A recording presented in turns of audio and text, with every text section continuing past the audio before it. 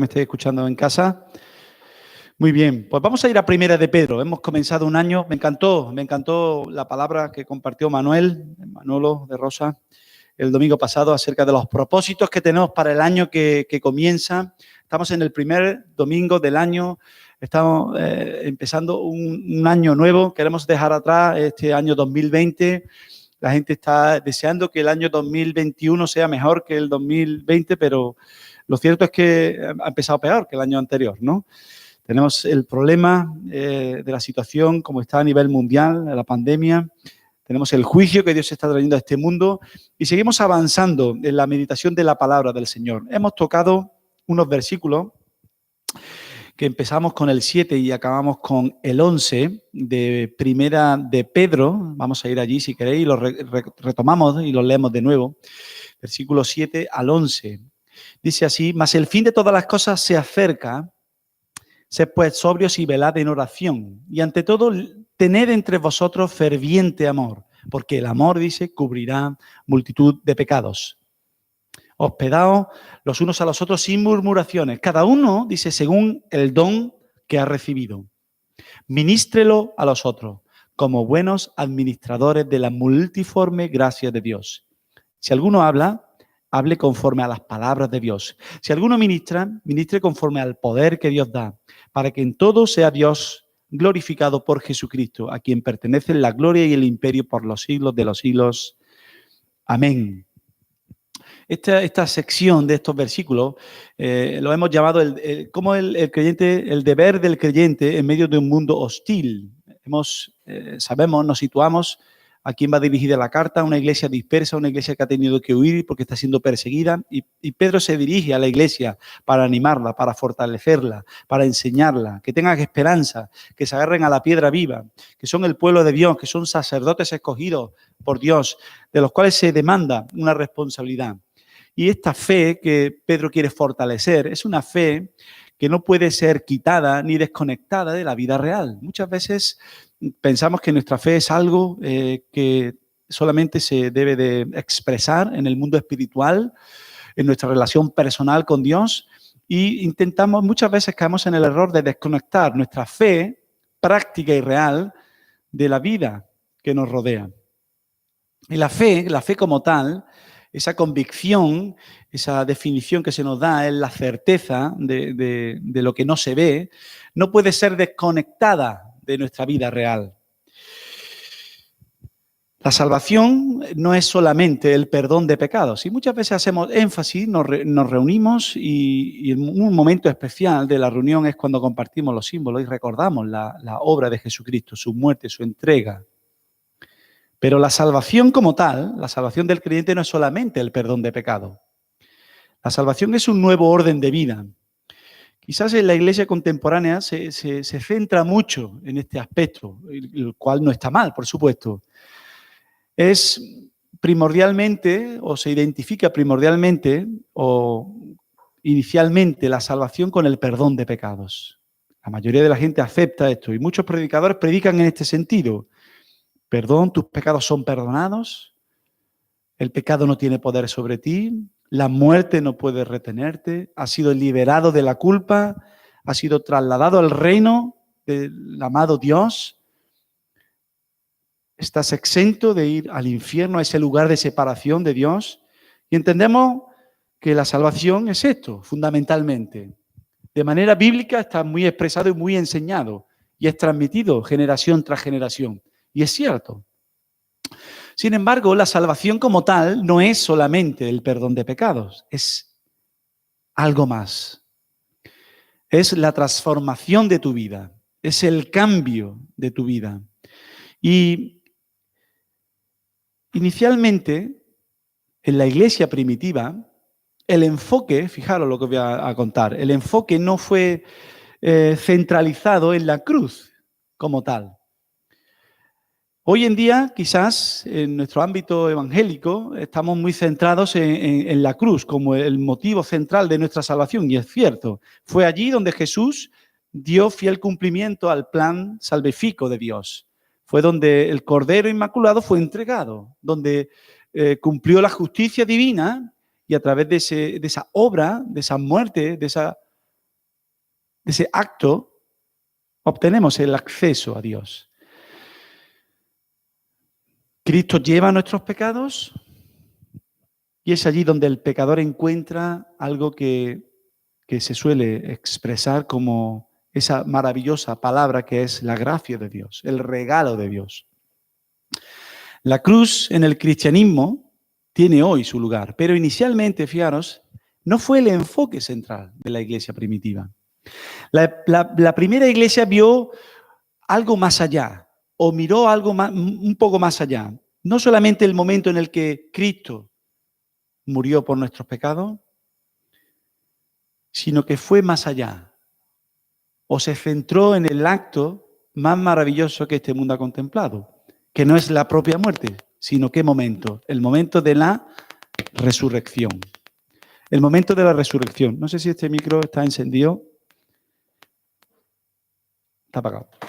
Muy bien, el momento de la resurrección. Y es interesante porque esto es reflejado a lo largo de la historia de la humanidad. La primera iglesia, hay un libro que se llama Civilización, de Kenneth Clark, que habla acerca de la cruz, el símbolo de la cruz. Y el símbolo de la cruz es un símbolo que vino mucho más tarde en la iglesia primitiva. Apareció, fijaros, en el año 430 después de Cristo. Y apareció en las puertas de una iglesia en Santa Sabina. Y allí fue donde empezó a aparecer la cruz como símbolo del cristianismo. Y fue una pequeña cruz que fue colocada como una pieza de arte cristiano en una iglesia. Pero fijaros, 430 años pasaron. La primera iglesia no se enfocó en la cruz. Evidentemente, el acto de muerte de Jesús tiene su importancia fundamental en nuestra fe. Pero se centró en otro gran acontecimiento. Y ese gran acontecimiento es la resurrección. Y lo que implica la resurrección de Jesucristo. Cuando recordamos, cuando tomamos el pan, cuando bebemos el vino, estamos recordando la muerte, pero sobre todo estamos celebrando ¿el qué? La venida de Jesucristo. La segunda venida de Jesucristo. ¿Por qué? Porque la muerte no pudo retener a Jesucristo. Porque Él resucitó. Porque la muerte no tuvo poder para retenerlo. Y su preocupación, la preocupación de la iglesia estuvo centrado en ese punto. En que hay una nueva vida que comienza. Hay una resurrección que es provocada por esta fe, por esta confianza. Un cambio. Cuando la persona confiesa a Jesús como su único y suficiente Salvador, hay un segundo paso, que es el acto del bautismo. Y todos conocemos qué simboliza el bautismo. Es sumergirnos bajo las aguas y morir a nuestra antigua manera de vivir y resucitar a una nueva forma de vivir y de entender nuestra existencia. Andar en una nueva vida. Ser salvo, por lo tanto, es ser liberado del poder de las tinieblas, es ser trasladado al reino del amado Dios. Pero la iglesia primitiva se centró sobre todo en un nuevo tipo de vida, totalmente nuevo. No participar de lo que el mundo participaba, apartarse del mundo. Buscar la santidad, el ser apartado. Y en estos textos que estamos meditando, de manera muy simple, la palabra nos está enseñando que la salvación no es solamente expiación, no es muerte de Jesucristo, no es tan solo perdón, sino que implica un concepto muy importante y es la regeneración, el cambio, transformación, la transformación que Dios espera de cada uno de nosotros. La nueva vida que Dios quiere, la nueva naturaleza, la nueva simiente, ese morar del Espíritu Santo en nuestro corazón que provoca ¿el qué? Provoca un cambio. En el Nuevo Testamento somos llamados o somos injertados, hay muchos ejemplos, muchas parábolas, somos injertados en esa nueva vid como una semilla que es plantada y hay una simiente incorruptible que debe de crecer. El concepto como tal refleja el qué, la semilla ¿qué es? La semilla es un grano que se entierra bajo tierra y que si todo va bien, ¿qué ocurre? Tiene que brotar, tiene que crecer, produce algo. Cada uno que ha sido implantado con esa semilla incorruptible de la salvación tiene que dar un fruto, hermanos, un fruto una producción a partir de esa semilla. Y es una semilla nueva e incorruptible. Y debe de florecer. Debe de florecer. Debe de producir obras espirituales, obras piadosas, buenas obras, como resultado inevitable de esa transformación. Y es ahí el punto en el que vamos a hablar hoy. Hemos tocado 3 aspectos, ¿recordáis?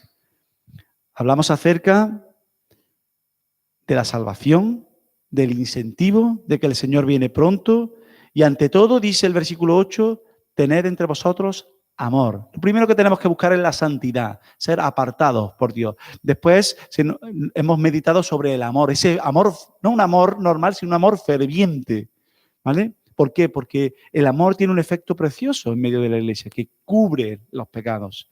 Y después llegamos a este último punto. Dice el texto 10 y 11. Cada uno, cuando dice cada uno, ¿deja a alguien fuera de esta definición? No, a nadie. Cada uno, según el don que ha recibido, ministrelo a los otros, como buenos administradores de la multiforme gracia de Dios. La salvación no es solamente perdón, hermano. Es transformación, es regeneración y es algo activo, vivo, que produce, que germina, que crea cosas, que hace cosas. Cada uno, según el don que ha recibido, ministrelo a los otros, como buenos administradores de la gracia de Dios. Si alguno habla, si alguno ministra, etcétera, etcétera, con un propósito. Martín Lutero escribió así, dice, esta fe es algo vivo, es algo que está ocupado, activo, poderoso, imposible que no esté haciendo sin cesar aquello que es bueno. Dice, ni siquiera pregunta si las buenas obras deben hacerse, sino que antes de que la pregunta pueda ser hecha, ya las ha hecho. Y está involucrada constantemente en hacerlas. Está hablando acerca de la fe. Pero el que no hace obras es un hombre o una mujer sin fe. Él está caminando a tientas para encontrar fe y buenas obras, no sabiendo lo que son ninguna de las dos. Sin embargo, multiplica las palabras y habla de manera incesante acerca de su fe y de las buenas obras. De esta manera, el hombre o la mujer se convierte sin restricción alguna en alguien que está dispuesto, dice el texto, y que está pronto a hacer bien a todo el mundo, a servir a todo el mundo, a sufrir todo tipo de males, para agradar y glorificar a Dios, quien le ha mostrado una gracia tal. Son palabras de Lutero, hablando acerca de la fe. Y muchas veces vemos la salvación como el perdón de pecado. Pero no nos centramos en lo que realmente tiene que provocar esta salvación, que es una transformación. ¿Hasta cuándo? ¿Hasta qué momento Dios quiere transformarnos? Pues Dios quiere transformarnos desde que rendimos nuestra vida hasta que Él nos lleva a su presencia. Y tiene que haber un cambio, una transformación. Y es algo genuino, y es algo que se tiene que ver. Y son obras, y son hechos, y son actos visibles para los demás. Por sus frutos, dice el texto, los conoceréis. Sin esos frutos no son conocidos. La gran comisión dice así, enseñándoles que guarden todas las cosas que os he mandado. Hay un impulso a obedecer, hay una exhortación, hay una demanda. Perdonados, sí. Transformados, sí. Pero sobre todo con un impulso por obedecer. Ser obedientes, hermano. Ser obedientes. Y en esta mañana, en este texto que nos ocupa, este don que hemos recibido, queremos hablar, o quiero hablarte a tu corazón, a tu vida, donde la obediencia es el deseo más profundo, donde demostramos lo que somos cuando obedecemos, cuando cumplimos la ley de Dios, cuando somos fieles, cuando somos constantes. ¿Con qué? Con ese don que Dios nos ha dado, en el cual vamos a meditar. Pedro está instruyendo acerca de los principios de la vida cristiana.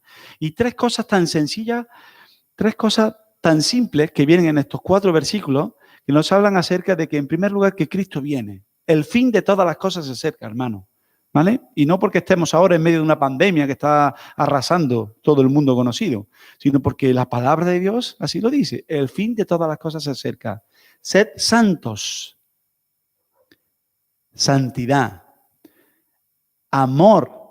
Amar a vuestros hermanos con ferviente amor. ¿Por qué? Porque cubre los pecados de aquellos que están a nuestro alrededor. Una relación horizontal, una relación vertical, en primer lugar, una relación horizontal. Y en tercer lugar, obediencia, sacrificio, servicio.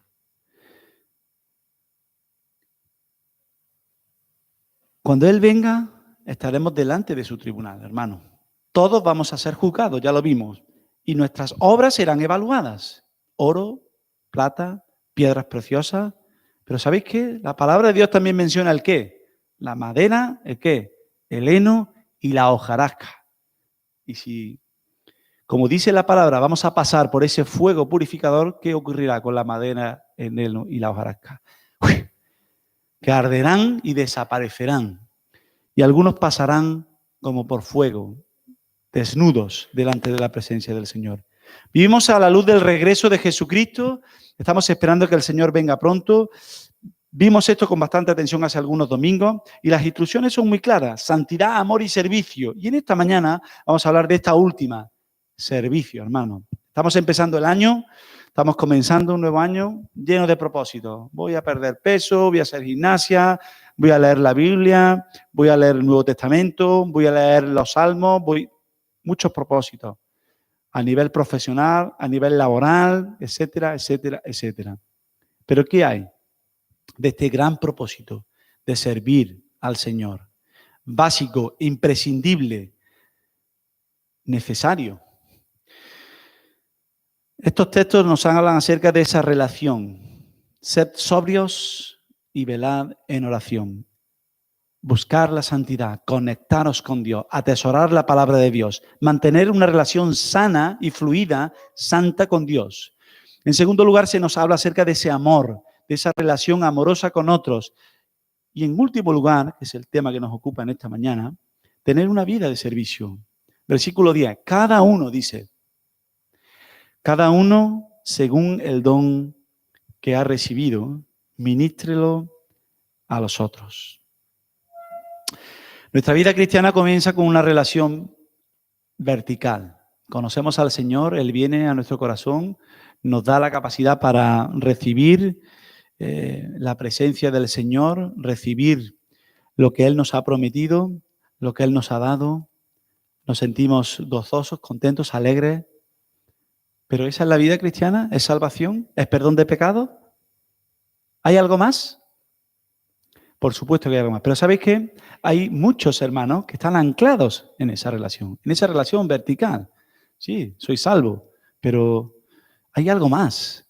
En lo que la Iglesia inicialmente estuvo centrada, que esa salvación implica una resurrección, una nueva vida y una manera de hacer las cosas y no dejarnos llevar por lo que este mundo nos ofrece. Y sobre todo esta vida de servicio eficaz requiere algo que es imprescindible.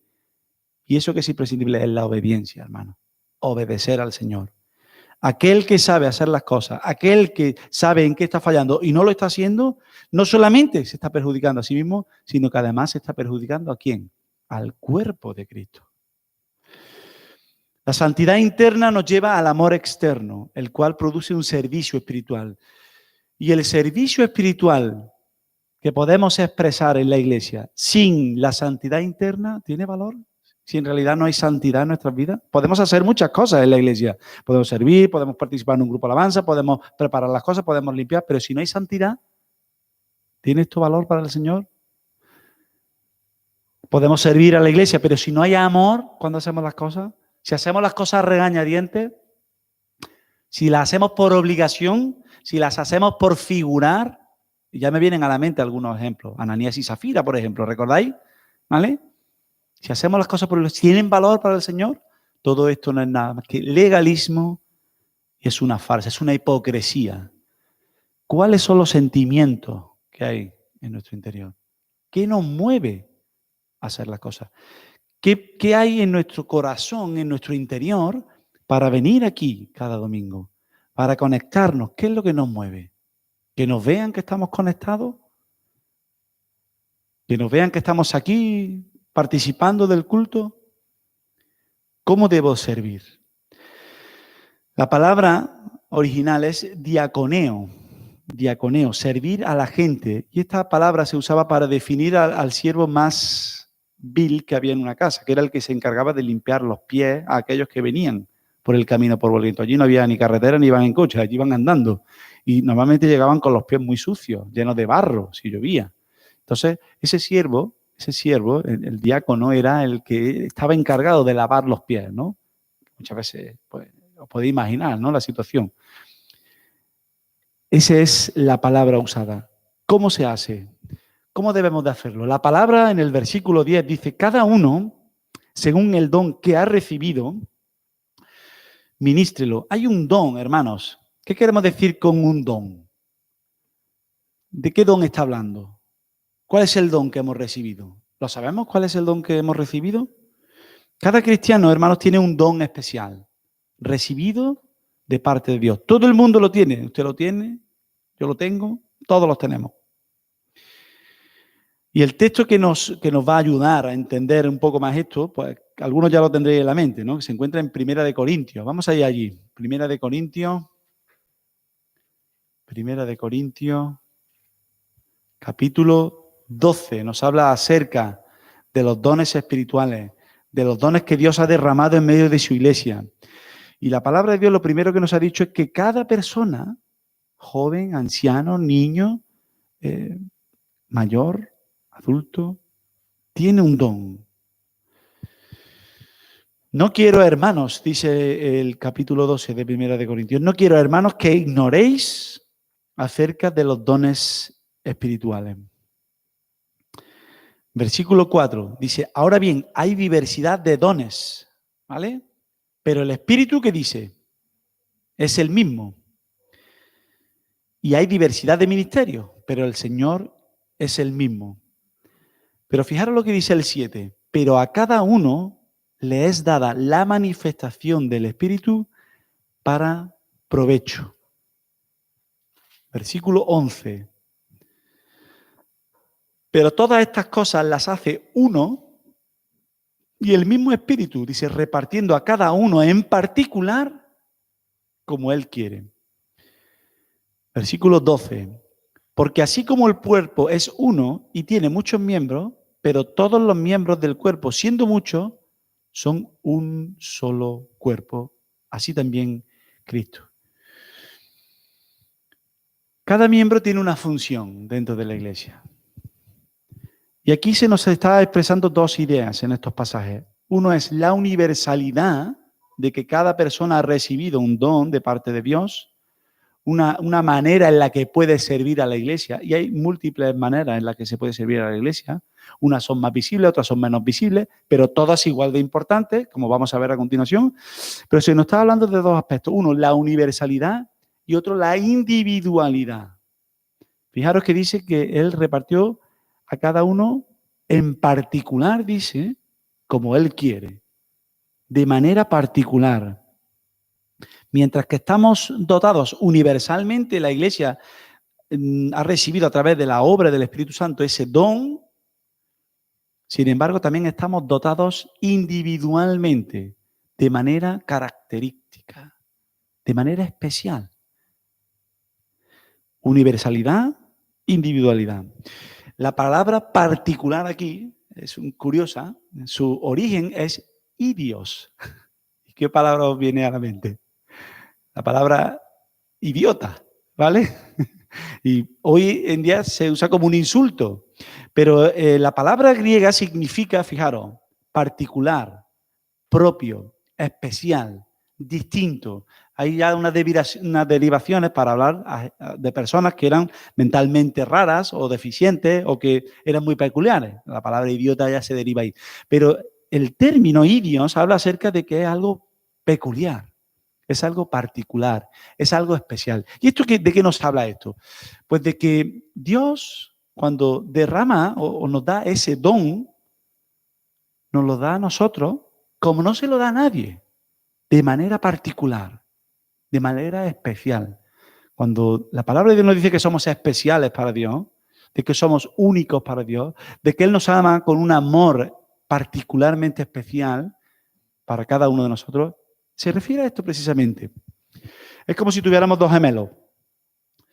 Físicamente, ¿cómo son? Iguales, ¿vale? Pero ¿sabéis qué? Siempre hay diferencia entre los dos gemelos, ¿no? Pueden ser, por ejemplo, los dientes, que son diferentes, o por dentro su cuerpo son distintos, ¿vale? Sus órganos, pues uno tiene más capacidad pulmonar que el otro, por ejemplo, o el hígado de uno es, o pequeñas diferencias. Y este es el sello absolutamente único y especial que Dios ha derramado en cada creyente. Hay muchos dones que se mencionan en la palabra. En el capítulo 12 se nos hablan acerca o lo enumero yo, ¿no? La palabra de sabiduría, la palabra de conocimiento, fe, dones de sanidad, dones para hacer milagros, profecía, discernimiento de espíritu, varios tipos de lengua, interpretaciones, etcétera, etcétera, etcétera. Muchos dones. En Romanos capítulo 12 hay otra lista de dones también, ¿vale? Os lo enumero rápidamente. Profecía, servicio, exhortación, actuar como guía, capacidad para administrar los bienes de la iglesia, mostrar misericordia, el don de la oración, etcétera, etcétera, etcétera. Bueno, hay unos 12 dones enumerados en estos textos. Y la pregunta que yo me hago y os hago, bueno, ¿cómo podemos, ¿vale? ¿Cómo podemos dividir una docena de dones entre cuántos? Entre millones de creyentes, ¿no? Y hay un buen ejemplo que lo leí en un comentario, y es como si tuviéramos una serie de categorías amplias, ¿vale? Por ejemplo, es como si tuviéramos y aquí mi mujer me puede ayudar, es una gama de colores. Si yo le pregunto a mi mujer, ¿cuántos colores podemos crear? ¿Con cuántos matices distintos? ¿Con esas mezclas que podemos crear? ¿Estaría de acuerdo conmigo en millones de colores? ¿Cuántos azules? Esta Navidad le hemos comprado a mi Elizabeth una caja de colores y un montón, tiene 40, 50 rotuladores. Y empezó a organizarlos por colores y empezó a sacar morado, 7 o 8, rosa, 7 o 8, rosa palo, rosa no sé qué, rosa. Y esto nos habla acerca de cómo Dios pinta a cada creyente. Os vamos a poner un ejemplo muy fácil. Cada don podemos decir que sería un color. En la iglesia tenemos a varios hombres que enseñan, ¿vale? Que predicamos, que enseñamos la palabra de Dios. ¿Pero todos lo hacemos de la misma manera? No. Algunos hacen más énfasis en la misericordia, tienen una manera más especial de llegar a los jóvenes, otros llegan mejor a los más ancianos, otros tienen un don especial para mostrar la gracia de Dios. ¿Entendéis por dónde vieron hoy? El don que Dios ha dado. Dios mete su pincel y pinta dentro de estas categorías que Él nos ha dado en la palabra de Dios, pinta a cada creyente. Aquellos que presiden, cada uno lo hace de parte de Dios, pero cada uno tiene un matiz, tanto en la enseñanza como en el servicio. Dios moja su pincel y nos pinta. ¿Con qué nos pinta? Con eso que en Efesios 4:7 se llama la medida del don de Cristo. Cada uno, con esa medida que Dios nos ha dado, es pintado. Y lo hace de una determinada manera. ¿Para qué? Para servir dentro de la iglesia. Dice, cuando Dios da el don, también da la medida de la fe para operar ese don.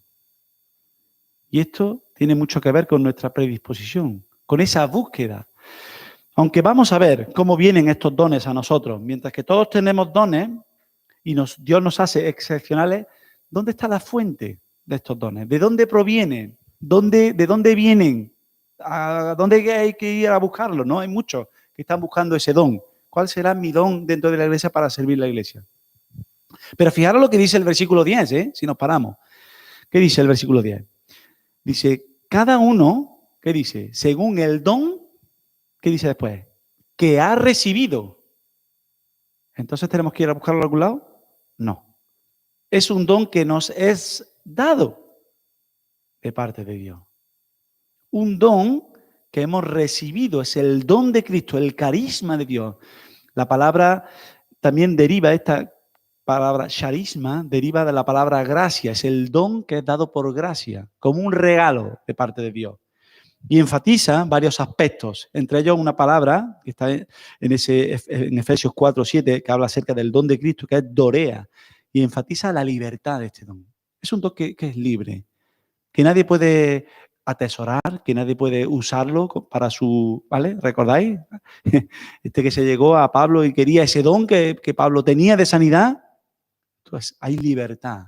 Dios es el que derrama estos dones en las personas. Y también estos dones espirituales usan la palabra neumáticos, que significa que es algo espiritual. Es una capacidad espiritual que es libre y que hemos recibido de parte de Dios. ¿Cómo es dada? ¿Cómo es dado esto? Pues, como dice la palabra, ha recibido de manera sobrenatural. Cuando conocemos al Señor, cuando el Espíritu Santo viene a nuestro interior, cuando tenemos el privilegio de abrir nuestro corazón, ocurre esto. Además de esta transformación, de este cambio que Él demanda, Dios dice que recibimos el don, el carisma de parte de Dios a través de esa relación. En 1 Corintios, vamos a ir otra vez allí, hay un texto precioso que habla acerca de quién provoca este don, quién derrama este don espiritual en cada creyente, de qué manera, quién interviene. 1 Corintios, capítulo 12, versículo 4. 4 al 6. Fijaros, vamos a leerlo. Dice, ahora bien, hay diversidad de dones, como hemos visto, pero el Espíritu es el mismo. Ahora bien, hay diversidad de dones, pero el Espíritu es el mismo. Y hay diversidad de ministerios, pero el Señor es el mismo. Estoy haciendo un énfasis para que... Y hay diversidad de dones, pero Dios, que hace todas las cosas en todo, es el mismo. Y ahora yo os puedo preguntar, ¿quién interviene a la hora de asignar estos dones especiales? Interviene el Espíritu, interviene el Señor, interviene Dios. ¿Quiénes son estos tres? La triunidad. La triunidad de Dios, la Trinidad de Dios. Dios en toda su dimensión, Padre, Hijo y Espíritu Santo, se preocupan por asignar, por derramar este don especial en cada creyente. A algunos le puede estar pareciendo algo extraño. Esto de don a mí me suena de algo. Pues hermanos, esto es vital, fundamental, y sobre todo en este año que comienza, para buscar que estos dones son recibidos. No hay que buscarlos. Hay que abrir nuestro corazón para que el Señor nos lo muestre. Y qué triste que el Señor nos muestre nuestros dones y que rehuyamos de ellos. Y que no sirvamos en la iglesia. Y que no estemos obedeciendo. ¿Por qué? Porque la Trinidad de Dios está preocupada. Porque realmente entendamos la necesidad que hay en el cuerpo espiritual de Cristo de que cada miembro ponga en marcha el don que le ha sido dado.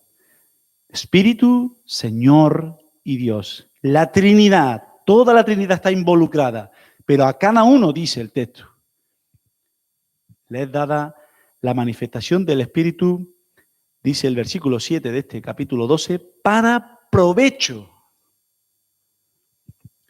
Y todas las cosas las hace uno y el mismo Espíritu, dice el versículo 11, repartiendo a cada uno en particular como Él quiere. Versículo 18 de este capítulo 12. Mas ahora Dios ha colocado los miembros, cada uno de ellos, en el cuerpo. ¿Cómo? Como Él quiso. Aquí es que no se trata de intentar conseguir o voy a buscar o no. ¿Quién interviene aquí? ¿Quién actúa? ¿De qué manera se hace? ¿Quién lo hace? El Espíritu Santo. Y muchas veces tenemos un concepto un poco extraño de igual es mi don, voy a buscarlo, voy a intentar. No. Es Dios el que da el don. Muchas veces la gente está confundida, ¿vale? Incluso la iglesia aquí en Corinto estaba confundida. Y la palabra y el texto tiene que enseñar a la iglesia, porque muchos estaban buscando ciertos dones, que quizás eran los más visibles, los más aparentes, los que todo el mundo puede ver y contemplar, ¿no? Y eso ya se anidó en el corazón de Ananías y Zafira, ¿no? Que fueron allí a presentarse y a decir, mira esto. ¿Y qué ocurrió allí? Pues Dios, un juicio sobre este matrimonio. tajante, porque intentaron engañar al Espíritu de Dios, no solamente a los hermanos, sino a la iglesia como tal. Cuidado, cuáles son nuestras motivaciones, nuestros deseos, nuestros anhelos a la hora de servir dentro de la iglesia. Seguid el amor. Seguid el amor. Y procurad, dice, los dones espirituales, pero sobre todo que profeticéis, dice el capítulo 14, versículo 1, cuando habla acerca de las lenguas, que es un don también, que se enseña ahí. Seguid el amor, dice, y procurad los dones espirituales.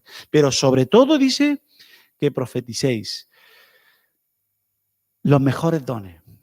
Y aquellos que son los mejores son aquellos que traen la palabra de Dios en medio de la iglesia. Porque en la palabra de Dios encontramos todas las fuentes de sabiduría. De este libro, de esta biblioteca de libros, se emana todo aquello que la iglesia necesita. Por eso es tan importante el tema de la enseñanza. ¿Vale? Ustedes están codiciando los dones más visibles, los más espectaculares. Los de sanidad, los de enseñanza, que todo el mundo te vea, pero esto no es lo que... Así no funcionan las cosas. Es el Espíritu el que da los dones. Es el Espíritu el que trae. Todos los creyentes tienen un don. Hay una libertad en este don. Hay una gracia que ha sido derramada a través del Espíritu Santo obrando en cada creyente para recibir ese don. Y ese don particular que cada creyente tiene es controlado por el Espíritu Santo. Cuidado con intentar manipular los dones e intentar ser receptores de un don que Dios quizás no tiene para nosotros. Por lo tanto, la naturaleza de este don especial es motivado por la gracia de Dios, es dado de manera soberana, es libre a todo creyente y es controlado por el Espíritu Santo. Motivado por la gracia de manera libre y controlado por el Espíritu Santo. Resumiendo, no estamos hablando de talento humano para tocar un instrumento. Estamos hablando de una capacidad divina, un toque especial de Dios, un don espiritual para ministrar dentro del cuerpo de Cristo, conforme el Espíritu de Dios fluye a través de cada creyente.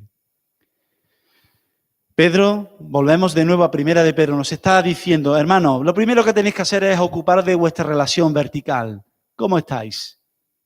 ¿Estáis buscando la santidad de Dios? ¿Sois conscientes de que Dios viene pronto y su galardón con Él? ¿Tenéis una relación adecuada con Dios? ¿Sed sobrios y velad en oración? ¿Cómo está esa relación? ¿Cómo está la santidad en tu vida? En segundo lugar, ¿cómo está la relación horizontal con tu hermano, con tu iglesia?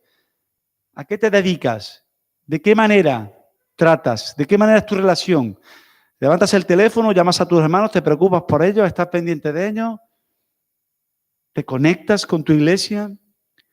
Y ahora, en tercer lugar, la palabra de Dios. En este primer domingo del año nos está diciendo tres cosas. ¿Sabéis qué tres cosas son? Sirve, sirve y sirve. Sirve. ¿Por qué? Porque tu servicio, tu don, demuestra lo que hay en tu corazón. Demuestra que realmente Dios está completando ese resumen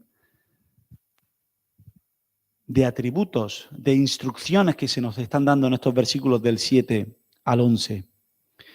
Cada uno, según el don que ha recibido, ministrelo a los otros. Es un mandato, ministrelo. ¿Para qué? Pues se debe de usar para beneficio de la iglesia. Beneficio mutuo de la iglesia. Dejarlo de usar, ¿sabéis qué provoca? Provoca un efecto adverso. Provoca que la iglesia no funcione correctamente. Que se sobrecargue un músculo.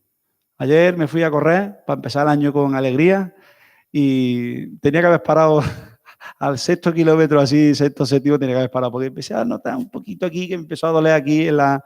¿Y sabéis que estoy hoy? Dolorido. ¿Por qué? Porque sobrecargado, ¿vale? El músculo. ¿Qué pasa con el cuerpo espiritual? ¿Qué pasa con la iglesia? Exactamente lo mismo, hermano. Si sobrecargas un músculo, si sobrecargas un brazo, si sobrecargas la cabeza, si sobrecargas una pierna, una rodilla, ¿qué ocurre? Que te lesiona y que ya no puedes andar correctamente y que ya no puedes desplazarte correctamente. Sobrecarga. Primera de Corintios, otra vez, perdón. Primera de Corintios 12. Vamos a ir allí. He ido yo muy pronto a Primera de Pedro. Primera de Corintios 12, versículo 12. Porque así como el cuerpo es uno, dice, y tiene muchos miembros, pero todos los miembros del cuerpo, siendo muchos, son un solo cuerpo. Así también Cristo. Él dice, mira el cuerpo, es un buenísimo ejemplo que usa Pablo para la iglesia. Tiene un cuerpo, tiene muchas funciones, tiene muchos miembros. Y no es un solo miembro, son muchos. Versículo 15. Si dijere el pie, hablando de pie, ¿vale? Nos viene, porque no soy mano, no soy del cuerpo, por eso no será del cuerpo. Y si dijere la oreja, porque no soy ojo, no soy del cuerpo, por eso no será del cuerpo. Si todo el cuerpo fuere ojo, ¿dónde estará el oído? Si todo fuese oído, ¿dónde estaría el olfato? Mas ahora Dios ha colocado los miembros, cada uno de ellos, en el cuerpo, como Él quiso.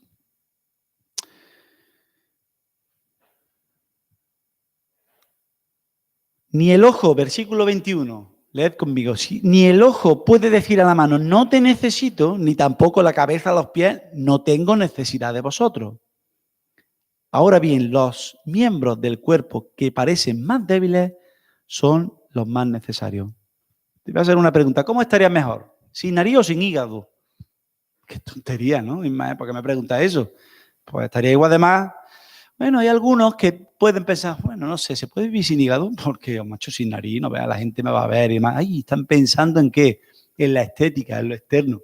Pero vivir sin hígado, ¿de verdad crees que es saludable?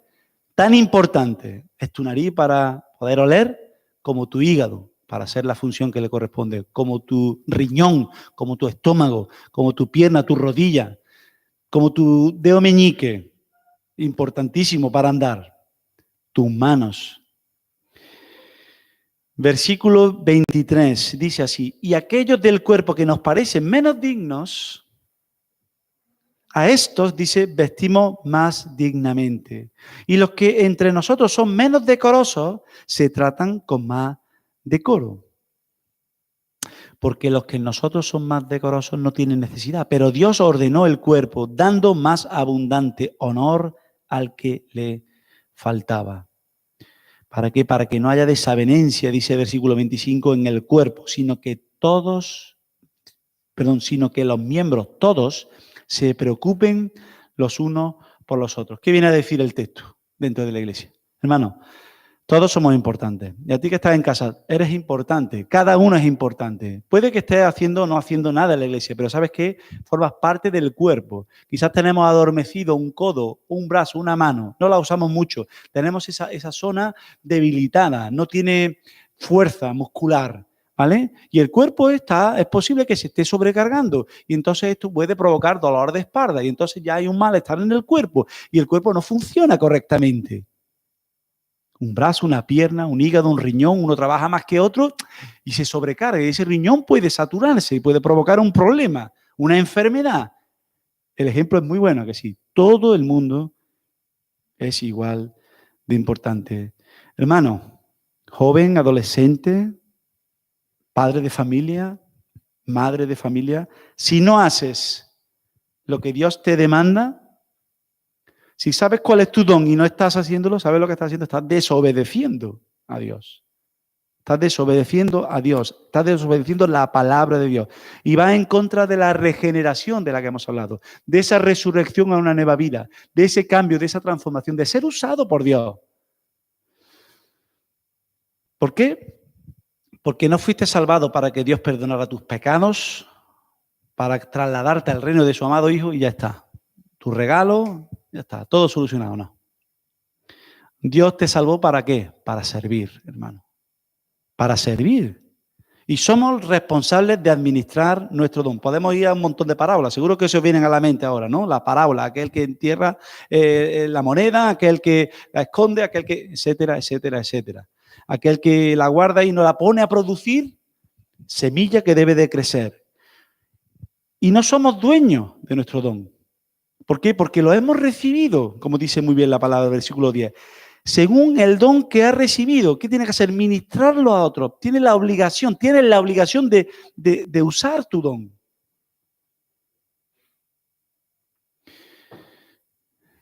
Ministrelo a los otros, dice, como buenos administradores de la multiforme gracia de Dios. Qué buena es la multiforme gracia de Dios. Múltiple gracia derramada en medio de su iglesia. Que tenemos 3 personas tocando el teclado, alabado sea el Señor. Que tenemos 4 guitarristas, bendito sea el Señor. Que tenemos 7 predicadores, alabado sea el Señor. Que tenemos gente dispuesta para mejorar aquí, allí, en mantener el mantenimiento, servicios, prestos para ayudar en la iglesia. Alabado sea. Ojalá tengamos ese problema, hermano. Y este año, creo que es un buen año para pensar en todo esto. Aquellos que estáis en casa, los que estamos aquí, ¿de qué manera puedo suplir? Porque es posible que haya órganos en la iglesia que se estén saturando, que es un desgaste y que necesitamos gente que ayude, que empuje, que colabore. Hay variedad de dones. Hay variedades de ministerio, múltiples efectos.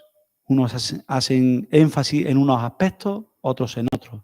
Si no usas tu don, afectas al cuerpo de Cristo. Conviertes el cuerpo de Cristo en un cuerpo discapacitado, saturado, debilitado y no representa adecuadamente el cuerpo de Cristo. John MacArthur a la iglesia la solía llamar el cuerpo número 2. El cuerpo número 1 es el cuerpo de Cristo encarnado y el cuerpo número 2 es Cristo viviendo en su iglesia, en medio de este mundo. Si no funcionamos como un cuerpo, entonces hay sobresaturación y hay dolor, hay sufrimiento, hay desgaste. Dones de habla, dones de servicio. Hay algunos dones que aparentemente son más importantes, pero la palabra de Dios dice muy claramente que no son más importantes que los otros. Son más aparentes, sí, son más a la vista, pero aquel hermano que está en su casa y que ora cada día, porque el hermano que va a ministrar o va a predicar, el Señor lo use conforme a su gracia y misericordia, es fundamental, es imprescindible. Aquel hermano que da su pequeña ofrenda cada domingo o que la prepara y que la ingresa en la cuenta, es imprescindible para el desarrollo de la iglesia. Aquel hermano que ha sido llamado para limpiar la iglesia, aquel hermano que viene aquí cada domingo y toca la alabanza, es fundamental, es imprescindible. Dones de predicar, de enseñar, de palabra, de sabiduría, de conocimiento, de discernimiento, de liderazgo, etcétera, etcétera, de coordinación, son dones de habla. Pero también hay dones de servicio. El don de la limpieza, de la administración, de la oración, el don que se lleva en silencio, en la quietud, en la individualidad de cada uno en su cuarto, orando, porque el Señor proteja a su iglesia, siga fortaleciendo cada casa, siga cuidando a cada miembro. Esto es fundamental. El don de ayuda, el don de sostenimiento de la iglesia. Todo esto son muestras hermosas de ese don que cada uno ha recibido. Aquel que habla, aquel que enseña tiene que asegurarse de que lo que habla sean palabras de Dios, que no sean palabras suyas, que no sean opiniones de cada uno de nosotros, no, palabra de Dios. Y tenemos que ser muy cuidadosos, aquellos que presidimos y enseñamos, de saber que lo que estamos diciendo tiene un propósito con el cual vamos a terminar. Cuando usted usa un don del habla, debe hablar la verdad de Dios, la única y absoluta verdad de Dios, y debe de someterse a la Escritura, evidentemente olvidándose de sus propias ideas. Si alguno tiene un don de servicio, tiene que servir con la fortaleza que Dios provee. ¿Cuál es la fuente, hermanos?